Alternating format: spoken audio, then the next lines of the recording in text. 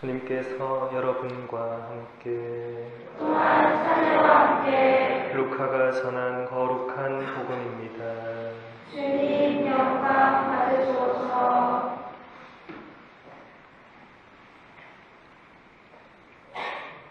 그때의 백성은 기대에 차 있었으므로 모두 마음속으로 요한이 메시아가 아닐까 하고 생각하였다. 그래서 요한은 모든 사람에게 말하였다. 나는 너희에게 물로 세례를 준다. 그러나 나보다 더 큰 능력을 지니신 분이 오신다. 나는 그분의 신발끈을 풀어드릴 자격조차 없다. 그분께서는 너희에게 성령과 불로 세례를 주실 것이다. 온 백성이 세례를 받은 뒤에 예수님께서도 세례를 받으시고 기도를 하시는데 하늘이 열리며 성령께서 비둘기 같은 형체로 그분 위에 내리시고 하늘에서 소리가 들려왔다. 너는 내가 사랑하는 아들, 내 마음에 드는 아들이다. 주님의 말씀입니다. 그리스도님 참여합니다. 참 예수님,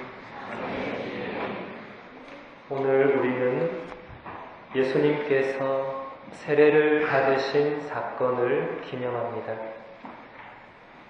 요한이 베푼 세례는 죄의 용서를 위한 회개의 세례였습니다. 또한 요한의 세례는 구세주이신 예수님을 맞이하기 위한 준비의 세례였습니다. 그렇기 때문에 사실 예수님은 요한에게 세례를 받을 필요가 전혀 없었습니다. 예수님은 죄가 없었을 뿐만 아니라 예수님이 바로 오시기로 약속된 구세주이셨기 때문입니다. 그럼에도 불구하고 예수님은 직접 요한을 찾아가서 세례를 받으셨습니다. 천지 창조 이전부터 하느님과 함께 계셨던 하느님의 외아드님께서 그 자리에 머물러 있지 않으시고 이 세상에 내려오신 것 자체가 놀라운 기적이고 신비입니다. 여러분 가운데서 강아지를 좋아한다고 해서 자신이 직접 강아지가 되려는 사람은 아무도 없을 것입니다. 그러나 예수님께서는 조물주이셨지만 우리를 너무나 사랑하셔서 피조물인 우리와 똑같이 되셨습니다. 이것을 사도 바오로가 필리핀들에게 보낸 편지에서 잘 말해주고 있습니다. 예수님께서는 하느님의 모습을 지니셨지만 하느님과 같음을 당연한 것으로 여기지 않으시고 오히려 당신 자신을 비우시어 종의 모습을 취하시고 사람들과 같이 되셨습니다. 예수님은 우리와 똑같이 된 것에 머무르지 않으시고 죄인인 우리와 함께 계신다는 것을 보여주시려고 세례까지 받으셨습니다. 예수님은 죄가 없으셨기 때문에 우리와 똑같은 죄인이 되실 수는 없었습니다. 그러나 죄를 씻는 세례를 당신도 받으심으로써 우리는 예수님께서 죄인인 우리들 편에 함께 계신다는 것을 알 수 있습니다. 이것은 또 한 번의 놀라운 기적이고 신비입니다. 세례자 요한은 예수님이 누구이신지를 잘 알고 있었습니다. 그래서 예수님이 세례를 받으러 오셨을 때 제가 선생님께 세례를 받아야 할 터인데 선생님께서 저에게 오시다니요 라고 말하면서 예수님을 말렸습니다. 그러자 예수님께서 지금은 이대로 하십시오. 우리는 이렇게 해서 마땅히 모든 의로움을 이루어야 합니다. 라고 말씀하셨습니다. 그제서야 요한은 예수님의 뜻을 받아들여 예수님께 세례를 주었습니다. 하느님께서 당신의 뜻대로 행동하시는 아들 예수님을 보시며 얼마나 마음이 흐뭇하셨을까요?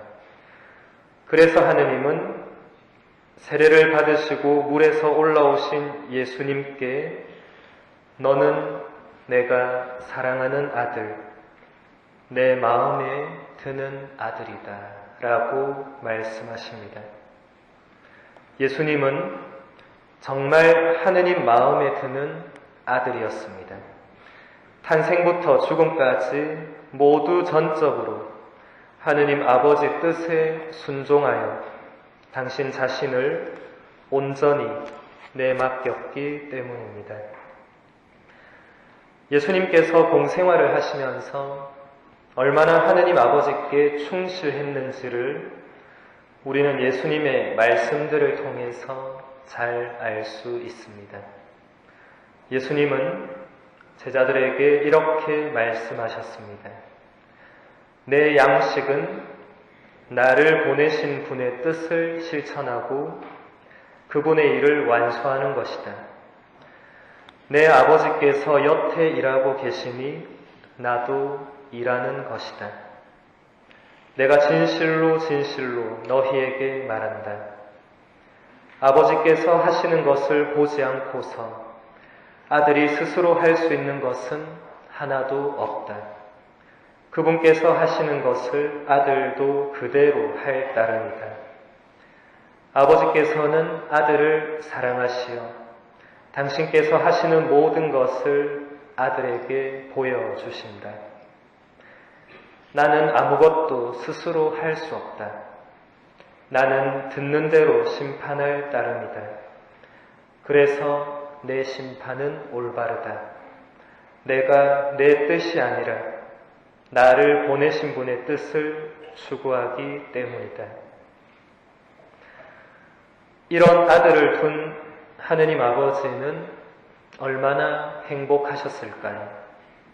그래서 하느님은 이 사랑하는 아들을 기꺼이 우리 인간을 위해서 십자가 제물로 내어 놓을 수 있었던 것입니다.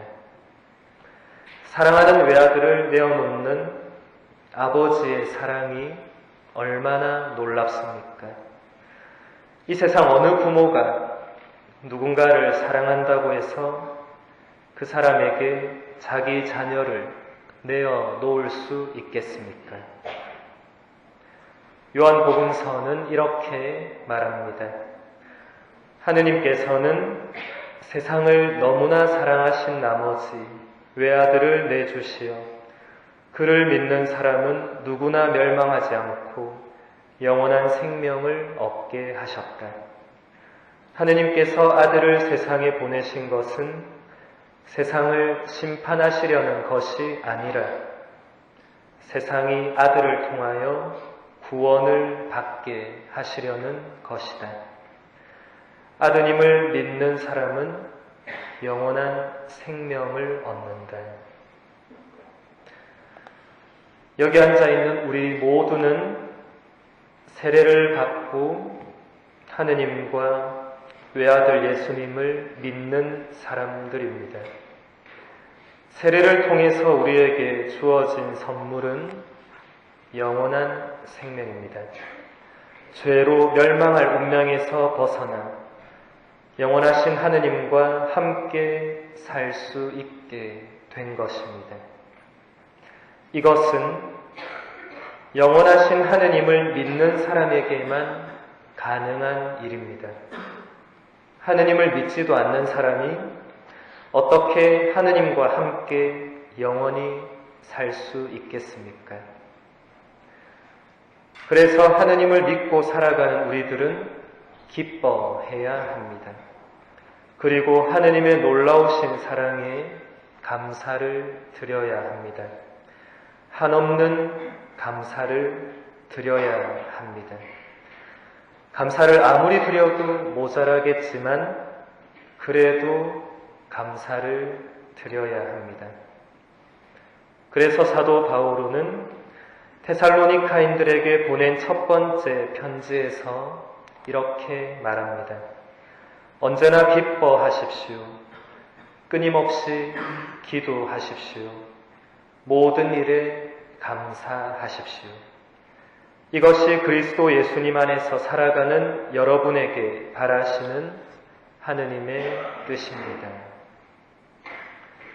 이 말씀대로 우리는 죽는 날까지 언제나 기뻐하고 끊임없이 기도하고 모든 일에 감사를 드리면서 살아야 합니다.